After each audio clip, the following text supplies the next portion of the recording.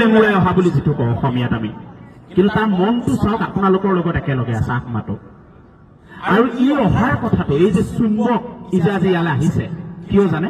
সেই চৰিত্ৰটোৰ নাম হৈছে নাছিৰ আলী। নাছিৰ নাছিল কি?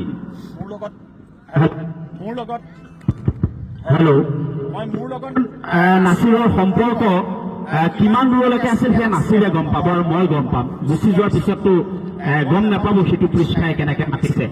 কিন্তু নাছিৰ এই অঞ্চলত সাংঘাতিক সংগঠক আছিল। সংগঠক বুজি পাইছা ন? সাংঘাতিক এজন সংগঠক নাছিৰ এইটো অঞ্চলৰ নাছিৰে বিপদ হলে প্ৰথমতে থিয় হোৱা ল'ৰাটোৰ নাম আছিল নাছিৰ।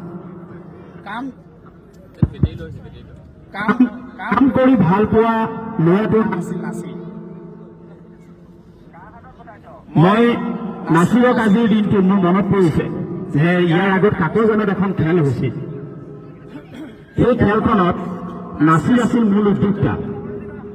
ইমৰাদে সেইখন খেলত এংকৰিং কৰিছিলে, মোৰ এতিয়াও মনত আছে। নাছিৰে হেঁপাহেৰে সেই খেলখন পাতিছিল। আজি আমাৰ মাজত নাই, ককায়েক আছে। মই ককায়েক ৰোমান, মই ইয়াৰ পৰা আপোনাৰ ভাইটিৰ চিৰশান্তি কামনা কৰিছো আত্মাৰ। আৰু আপুনি যে আহিছে এইটো সাহস, এইটো নাভাবিব যে তেওঁ আমাক চাই থকা নাই ওপৰৰ পৰা, তেওঁ আমাক চাই আছে। মই নাছিৰ আজি ইয়াৰ পৰাই মই তেওঁৰ আত্মাৰ চিৰশান্তি কামনা কৰিছো। আৰু মই ভাবো ইয়াত থকা সকলোৰে অন্তৰত মোৰ নামটো কোৱাৰ লগে লগে নাছিৰ দৌৰি আহি সোমাই গৈছেহি ইয়াত, মই ভাবো। কাৰণ আপোনালোকে নাছিৰক চিনি পাইছিল, নাছিৰ কেনেকুৱা এজন যুৱক আছিল, কেনেকে মানুহক সহায় কৰিছিল। আমাৰ বয়স প্ৰায় ওচৰা ওচৰি, আমি তই মইকে কথা পাতিছিলো। ইমদাদ মোৰ যেনেকৈ বন্ধু, নাছিৰ তেনেকৈ বন্ধু আছিল। সদায় ফ্ৰণ্ট লাইনত থকা এটা ল'ৰা আছিল, কাম কৰি ভাল পোৱা এটা ল'ৰা আছিল, মানুহক সহায় কৰি ভাল পোৱা এটা ল'ৰা আছিল।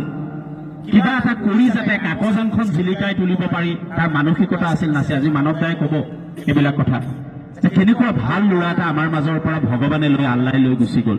কিন্তু লৈ গুচি যাব পাৰে, কিন্তু তেওঁ ইয়াত থাকি গ'ল।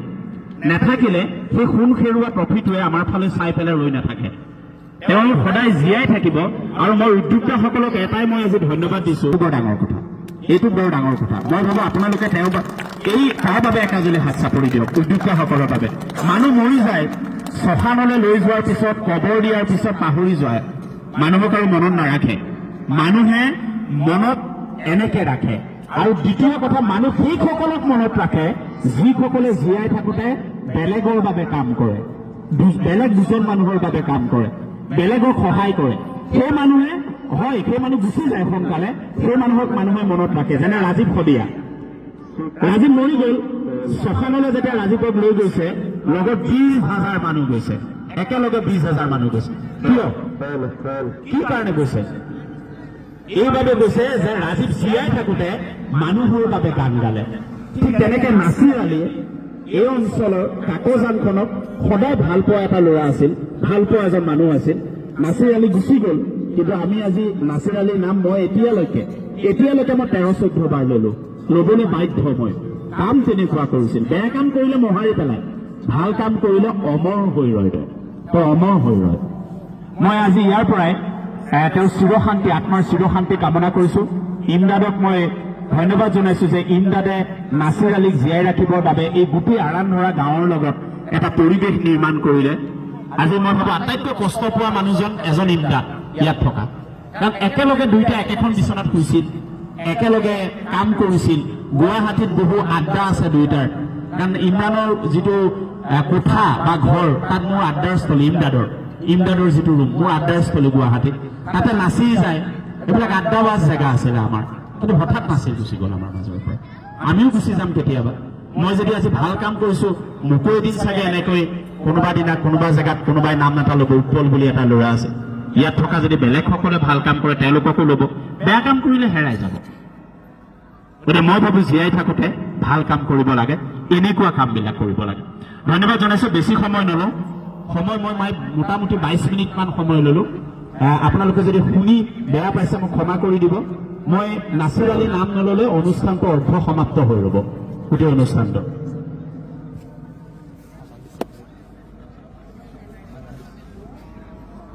আজি আহিছে নাই জানো ইয়াত মই ল'ৰা এটাৰ গা বেয়া আছিলে না চকীত সি বহি আছিলে তাৰপিছত মই এটা বাতৰি কৰিছিলোঁ নাজানো ভৰিতে মোক য'তে লগ পাই ত'তে সি ৰৈ দিয়ে ৰৈ পেলাই মোক কয় যে উৎপলকা তোৰ কাৰণে ল'ৰাটো বাচিল এনেকে কয় মই সেই মোৰ কাৰণে বচা নাই ভগৱানে বচালে মই এটা বাতৰি কৰিছিলোঁ তাৰপিছত কিবা কিবি সহায় আহিলে ন মই ভাল লাগে আজি এতিয়া মই বিশ্বই মই এইখন সময় হওঁতে কৈছোঁ মই এইখন এটা কোনোবা এটা জেগাত আহিছিলোঁ আজি 4-5-6 বছৰ আগত এটা আৰামধৰা গাঁৱৰ লগত মোৰ সম্পৰ্ক আছে আৰু মই যেতিয়া প্ৰথম সাংবাদিকতা আৰম্ভ কৰিছিলোঁ তিয়কত কৰিছিলোঁ মানৱ দাহঁতৰ লগত মানৱ দা তেতিয়া দৈনিক অগ্ৰদূতৰ মই তেতিয়া ইয়াত আৰম্ভ কৰা এতিয়া গৈ গৈ কোনোবা এটা জেগালৈ ভগৱানে নিছেগে আৰু আপোনালোকৰ আগত আজি মাইক্ৰফোন ল'ব পৰা এটা পৰ্যায়লৈ আহিছোঁ বা মোক আজি উদ্বোধক মাতিছে মই তাৰ যোগ্য নহয় কিন্তু মই ভাল এটা লাগিছে যে মোৰ ককাইখিনি মোৰ ভাইকেইটা মোৰ বৰদেউতাহঁতে মোক মাতিছে মোৰ নিজৰ এই তিয়কৰ মোৰ নিজৰ জেগাকণলৈ মাতিছে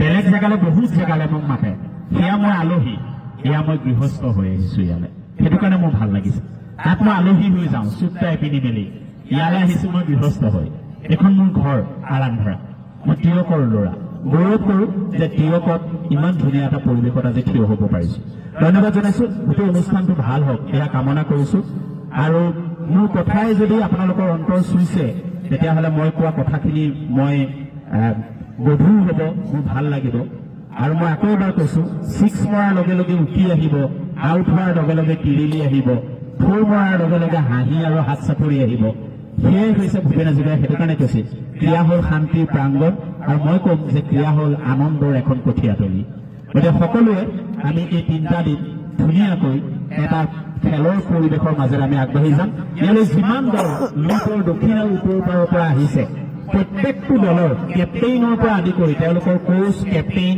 আটাই 7জন স্পৰ্টছ পাৰ্চনক আটাইসকলকে মই শুভেচ্ছা জনাইছোঁ আজি যি 2টা দল আহিব বা যিকেইটা দল আহিব তেওঁলোককো মোৰ তৰফৰ পৰা অভিনন্দন শুভেচ্ছা জনাইছোঁ আৰু মোৰ মন্তব্য সামৰিছোঁ আপোনালোক সকলো ভগৱানে ভাল কৰক আৰু আপোনালোকে যাতে মোক আশীৰ্বাদ দিয়ে মোক ইন্দ্ৰাৰৰ ভৰিটো সোনকালে ভাল হ'ব লাগে ভগৱানক ক'ব আল্লাহক ক'ব তাৰ ভৰি ভাল হোৱা মানে 2টা কাম আৰু বেছি জোৰত হোৱা আৰু বেছি জোৰ আৰু ভৰিটো এনেকৈ থাকিলে কাম 2টা কম হোৱা মানে নিজে এটা সাংঘাতিক বায়ু লেখীয়া মানুহ উৰি ফুৰা এটা মানুহ আৰু আজি চব কেনেকুৱা ধৰণে আজি ইয়ালৈ আহিছে খুব ভাল লাগিলে ধন্যবাদ জনাইছোঁ কুঁৱলী আৰু পৰিবলৈ দিয়ক কোনোবাই ক'ব এই ইমান কুঁৱলী পৰিছে পৰক না কুঁৱলী মাঘত নপৰি কেতিয়া পৰিব মাঘত নপৰি পেলাই কুঁৱলী বহাগত পৰিব নেকি কিছুমান মানুহে কয় বৰ ঠাণ্ডা লাগিছে আৰে ঠাণ্ডা দিনকেইটা ঠাণ্ডা নপৰি পেলাই গেঞ্জি পিন্ধি থাকে নেকি গতিকে ঠাণ্ডা দিনত ঠাণ্ডা পৰিব লাগিব আমি ঠাণ্ডাটো গৰম কেনেকৈ কৰিব পাৰোঁ সেইটোৱে আমাৰ দায়িত্ব গৰম কৰিবৰ বাবে খেল আহিব হাত চাপৰি মাৰিম কি মাৰিম এইটো আমাৰ গৰম হৈ যাব গতিকে মই এই গোটেই পৰিৱেশটোলৈ সকলোকে স্বাগতম জনাই মোৰ মন্তব্য ইমানতে সামৰণি মাৰিছোঁ আৰু মোক এইখিনি সন্মান দিয়াৰ বাবে ইয়াত থিয় হ'বলৈ এইখিনি সুযোগ দিয়াৰ বাবে মই বহুত ঋণী হৈ ৰ'ম কাকজান আৰম্ভৰা যুৱ সমাজৰ উদ্যোগ গোটেই অনুষ্ঠানটোৰ ওচৰত আৰু মৰহুম নাছিৰ আলীক ভগৱানে ভালে ৰাখক য'তে ৰাখিছে ধন্যবাদ।